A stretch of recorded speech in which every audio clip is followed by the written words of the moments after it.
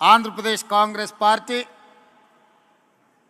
శ్రీమతి షర్మిలమ్మ గారు ఏర్పాటు చేసిన కార్యక్రమంలో నా ప్రతినిధిగా మీరు పాల్గొని మన వైపు నుంచి సంపూర్ణంగా గాంధీ కుటుంబం ఎప్పుడూ వైఎస్ఆర్ కుటుంబానికి ఆంధ్రప్రదేశ్ కాంగ్రెస్ పార్టీ కార్యకర్తలకు వైఎస్ఆర్ అభిమానులకు అండగా నిలబడతామని చెప్పి మీరు వెళ్ళి వాళ్ళ మధ్యలో నించొని చెప్పి రావాల్సిందిగా రాహుల్ గాంధీ గారు నన్ను ఆదేశించడం జరిగింది. నాతో పాటు ఈ కార్యక్రమంలో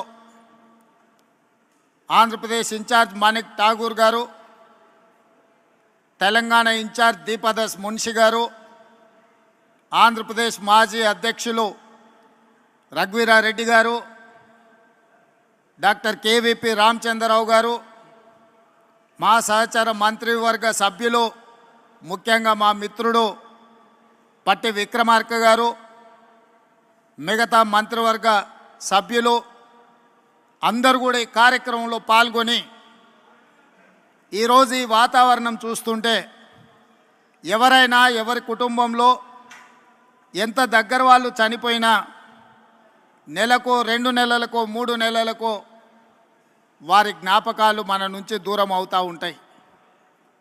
కానీ డాక్టర్ వైఎస్ రాజశేఖర రెడ్డి గారు మన నుంచి దూరమైన 15 సంవత్సరాలైనా వారి జ్ఞాపకాలు ఇంకా మన మదిలో మెదులుతున్నాయి. వారిని శాశ్వతంగా మనం గుర్తుపెట్టుకున్నాము అంటే వారు నాయకుడుగా, సంక్షేమ సృష్టికర్తగా, అభివృద్ధి రాష్ట్రంగా నాడు ఉమ్మడి ఆంధ్రప్రదేశ్ను తీర్చిదిద్దడమే కాకుండా ప్రతి ఒక్క మన కుటుంబ సభ్యులలో ఒక కుటుంబ సభ్యుడిగా వారు మనలో బలమైన ముద్ర వేసిండ్రు. కాబట్టే ఈరోజు ఈ వేదిక మీద ఉన్న వాళ్ళు నిన్నగాక మొన్న వైఎస్ఆర్ గారిని కలిసినట్టు, ఆ కలిసినప్పుడు జరిగిన చర్చలను ఇక్కడ ప్రస్తావించినట్టుగా ఉండవల్లి అరుణ్ కుమార్ గారి నుంచి మొదలు పెడితే మాట్లాడిన వక్తలందరూ కూడా ఆనాటి జ్ఞాపకాలను ఈరోజు ప్రస్తావించారు. ఇది చాలా అరుదైన సందర్భం, అరుదైన అంశం. ఎంత గొప్ప నాయకుడైనా కొంతకాలానికి కాలక్రమేణా ప్రజల మదిలో నుండి దూరం అవుతూ ఉంటారు. కానీ డాక్టర్ వైఎస్ రాజశేఖర రెడ్డి గారి కాలం గడిచిన కొద్దీ, సంవత్సరాలు పోయిన కొద్దీ ఇంకా బలంగా పేదవాళ్ళ మదిలో, పేదవాళ్ళ గుండెల్లో ఇప్పటికీ గుర్తుండిపోయే విధంగా వారు ఉన్నారు అని అంటే, వారు ఉన్నప్పటికంటే ఈరోజు వారు లేని లోటు మనందరికీ కనిపిస్తుంది. కొన్నిసార్లు వ్యక్తులు ఉన్నప్పుడు వాళ్ళ గొప్పతనం మనకు అర్థం కాదు. కొన్నిసార్లు వాళ్ళు మనకు దూరం అయినప్పుడు, మనం వాళ్ళని కోల్పోయినప్పుడు వాళ్ళ విలువ తెలుస్తుంది. ఈరోజు 2 రాష్ట్రాలలో సంక్షేమమైన, అభివృద్ధి అయినా, ప్రజలతో మమేకమైన నాయకుడి గురించి చర్చ జరిగినప్పుడల్లా రాజశేఖర రెడ్డి గారు లేని లోటు ఈ సమాజం గమనిస్తుంది, ఈ సమాజం చర్చించుకుంటుంది. అందుకే ఈరోజు పార్టీగా ఆంధ్రప్రదేశ్లో కాంగ్రెస్ బలహీనంగా ఉన్న రాజశేఖర రెడ్డి గారి అభిమానులకు ఈ రాష్ట్రంలో కొదవలేదు, తెలంగాణలో కొదవలేదు. ఈరోజు అక్కడైనా ఇక్కడైనా లక్షలాదిగా వైఎస్ఆర్ అభిమానులు ఉన్నారు అని అంటే వారు బలమైన ముద్ర మనకు వారు ఇచ్చిండ్రు. ఇక్కడ వేదిక మీద ఉన్న మిత్రులందరికీ అధికారంలో ఉన్నప్పుడు కానీ, కాంగ్రెస్ పార్టీలో ఉన్నప్పుడు కానీ వాళ్లకు ఒకే రకమైన అనుభవాలు ఉన్నాయి. నాకు మాత్రం భిన్నమైన అనుభవం ఉంది వైఎస్ఆర్ గారితో. నేను మొదటిసారి 2007లో మొట్టమొదట స్థానిక సంస్థల నుంచి శాసనమండలి సభ్యుడిగా నేను కావచ్చు, మా మిత్రుడు భట్టి గారు కావచ్చు, లేదా మా గిడుగు రుద్రరాజు గారు కావచ్చు, లేదా పెద్దలు సిపిఐ నారాయణ గారు, వాళ్ళు ఎవరు ముఖ్యమంత్రిగా ఉన్నా, వాళ్ళతో కలిసి ఉన్నా, వాళ్ళతో కలిసి లేకపోయినా సమస్యల్ని గుర్తు చేసే విధానంలో మనమందరం చూస్తూ 2007 మొదటిసారి శాసనమండలి సభ్యుడిగా సభకు వెళ్ళినప్పుడు ఐఏఎస్కు, ఐపీఎస్కు ప్రిపేర్ అయ్యే వాళ్ళు కూడా రాత్రంతా చదివేవాళ్ళు నాకు తెలీదు. చదివితేనే ఐఏఎస్ అయ్యినరో కాలేదో నాకు తెలీదు. కానీ శాసనమండలి సమావేశాలు వస్తున్నాయి అని అంటే సమస్యల్ని ప్రస్తావించాలని, సమస్యల లోతులను తడమాలని, వైఎస్ఆర్ దృష్టిని ఆకర్షించాలని, వైఎస్ఆర్ గారి ముందల బలమైన వాదనను వినిపించాలి అని రాత్రంతా చదువుకొని ఉదయం సరాసరి శాసనమండలికి వెళ్ళి వారి ముందు చాలా విషయాలను, ప్రభుత్వం తీసుకుంటున్న సంక్షేమ అభివృద్ధి కార్యక్రమాలను ప్రస్తావించి బలమైన వాదనను వినిపించేది.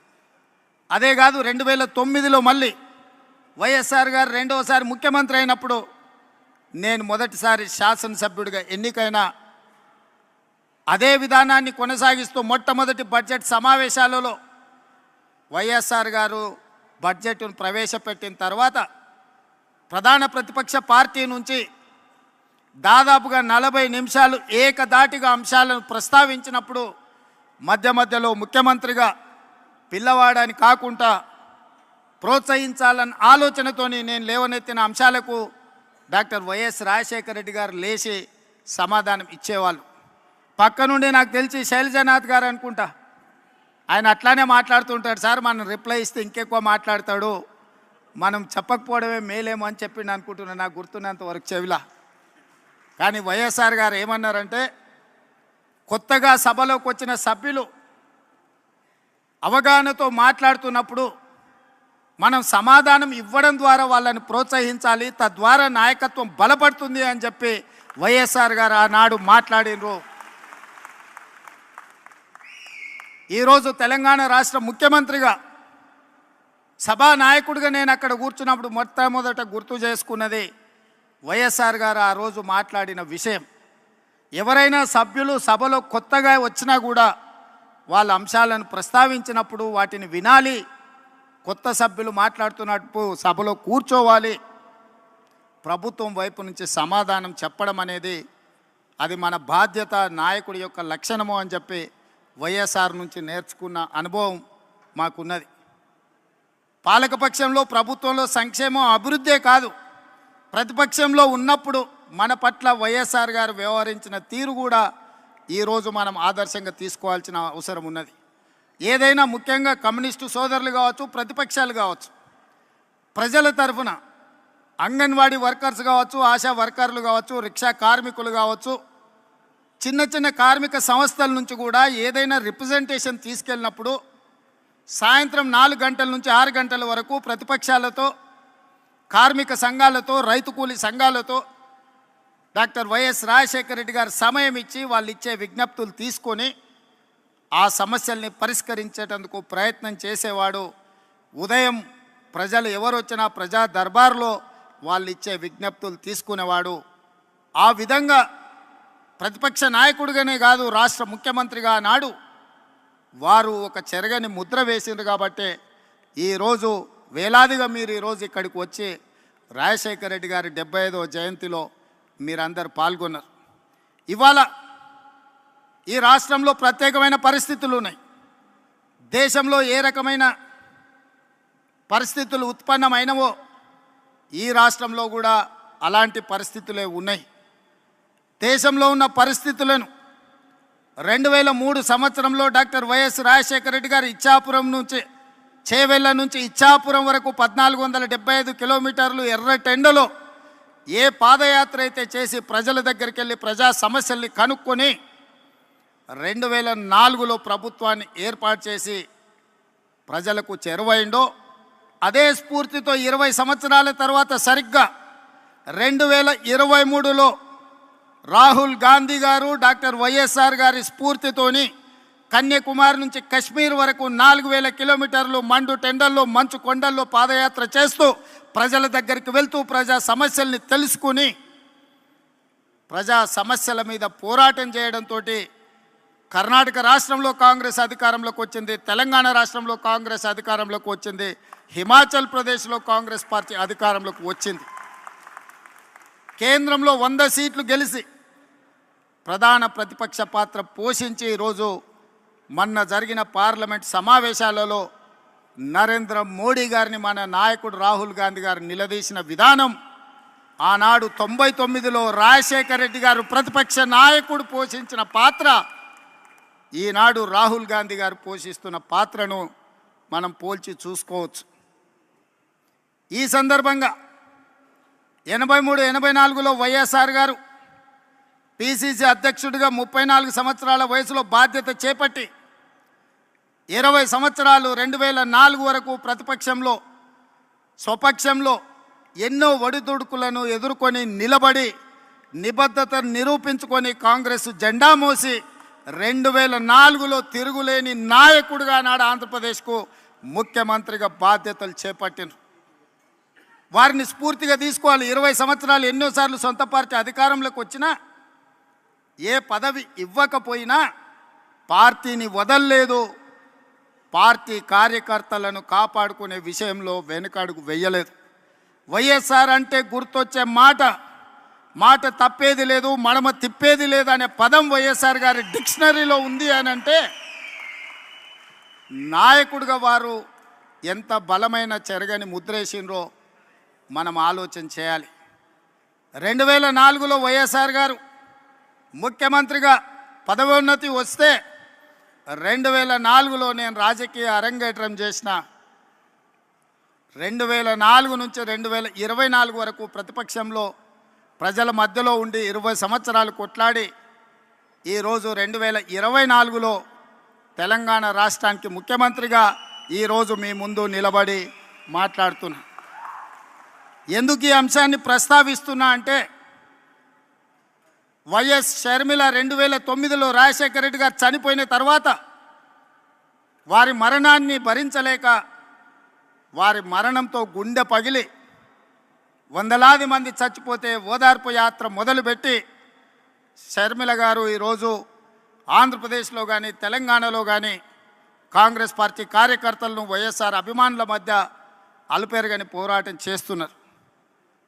ప్రతి పోరాటానికి ప్రతి అడుగుకు ఒక సమయం సందర్భం వస్తుంది, ప్రజలు తీర్పిస్తారని నేను బలంగా నమ్ముతున్నా.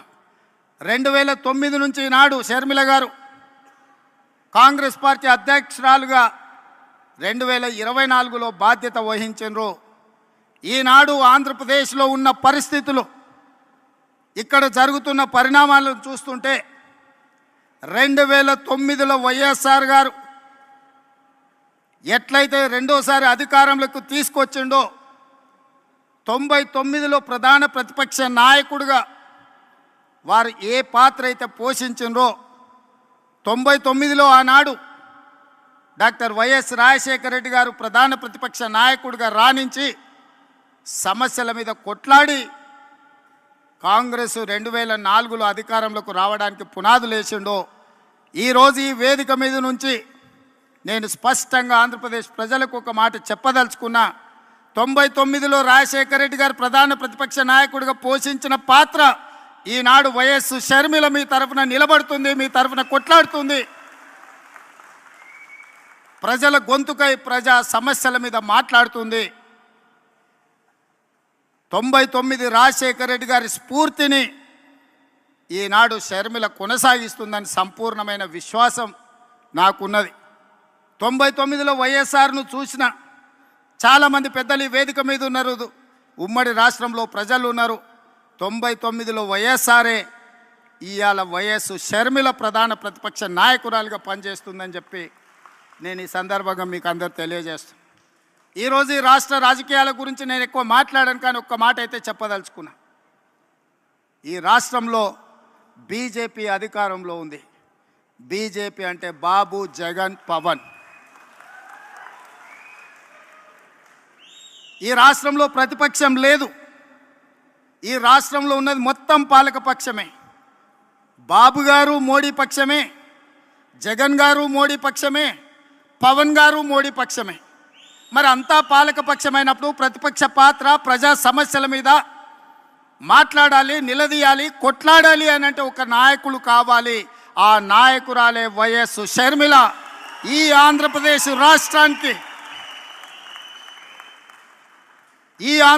రాష్ట్రానికి ప్రజల పక్షాన, బడుగు బలైన దళిత గిరిజన మైనారిటీ మహిళల పక్షాన నిలబడి కొట్లాడేది, నిలబడి మాట్లాడేది, ఢిల్లీతో నిలబడి కలబడేది వైఎస్ షర్మిల. షర్మిల గారి నాయకత్వంలో మీరు పనిచేయండి. తప్పకుండా 2029లో రాజశేఖర రెడ్డి గారు ఏ విధంగా అయితే 1984లో ప్రస్తావన మొదలుపెట్టి 2004లో 20 సంవత్సరాలు కొట్లాడి ఆనాడు ఉమ్మడి ఆంధ్రప్రదేశ్కు ముఖ్యమంత్రి అయిండు. 2009లో ఈ ప్రస్థానం మొదలుపెట్టి 2029లో ఆంధ్రప్రదేశ్ రాష్ట్రానికి వైఎస్ షర్మిల ముఖ్యమంత్రి అవుతుంది.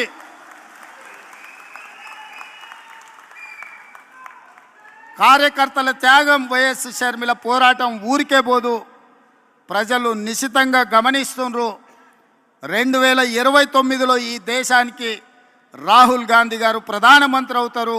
ఆంధ్రప్రదేశ్లో కాంగ్రెస్ పార్టీ అధికారంలోకి వస్తుంది. ఇదే వైఎస్ఆర్ చివరి కోరిక. ఈరోజు చాలామంది ఆయన పేరు మీద అన్ని రకాల లబ్ధి పొందినారు. కుటుంబ సభ్యులుగా వారసత్వం రాదు. ఆశయాలను మోసినప్పుడే వారసత్వం వస్తుంది. ఆశయాలను మోసే వాళ్ళనే వారసులుగా ఈరోజు మనం గుర్తించాలి, గౌరవించాలి.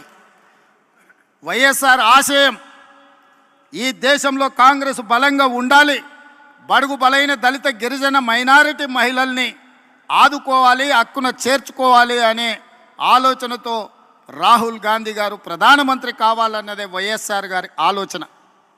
మరి ఈరోజు ఆంధ్రప్రదేశ్ ప్రజలు నేను అడుగుతున్నా, వైఎస్ఆర్ అభిమానులను నేను అడుగుతున్నా, వైఎస్ఆర్ పేరు మీద రాజకీయ వ్యాపారం చేసేవాళ్ళు ఆయన వారసులా, లేకపోతే నిజంగా వైఎస్ఆర్ గారి ఆశయం కోసం కష్టపడుతూ ప్రతి ఒక్కరికి తెలుసు, బడికెళ్ళే పిల్లగానికి కూడా తెలుసు ఆంధ్రప్రదేశ్లో కాంగ్రెస్ అంటే గెలుచుడు కష్టం సార్, సర్పంచ్ అయినా అని.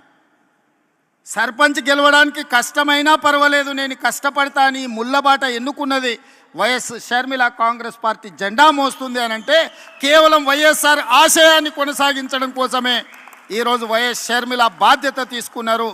తెలంగాణ రాష్ట్ర ముఖ్యమంత్రిగా, తెలంగాణ కాంగ్రెస్ పార్టీ అధ్యక్షుడిగా గాంధీ కుటుంబానికి వారిచ్చే ఆదేశాలను పాటించేవాడిగా 100% మీకు అందరికి అండగా నిలబడతాం. షర్మిల గారికి తోడుగా నిలబడతాం. ఆంధ్రప్రదేశ్లో కాంగ్రెస్ను గెలిపించడానికి, కాంగ్రెస్ పార్టీ కార్యకర్తలను కాపాడుకోవడానికి, ఎలాంటి కార్యాచరణ తీసుకోవడానికైనా మేము సిద్ధంగా ఉన్నాం. నా మంత్రివర్గం అందరూ ఈరోజు ఇక్కడికి వచ్చిండ్రు అని అంటే మేమందరం అండగా నిలబడతామని చెప్పడానికే మంత్రివర్గాన్ని మొత్తం తీసుకొని వచ్చిన ఇక్కడికి.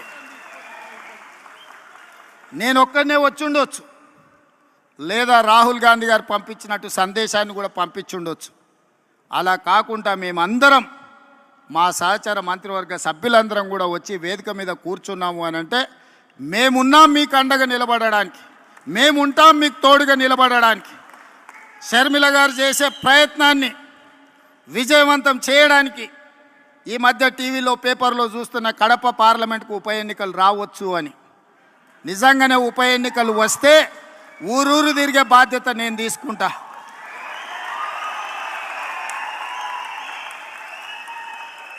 కడప పౌరుషాన్ని ఢిల్లీకు చాటే సందర్భం వస్తే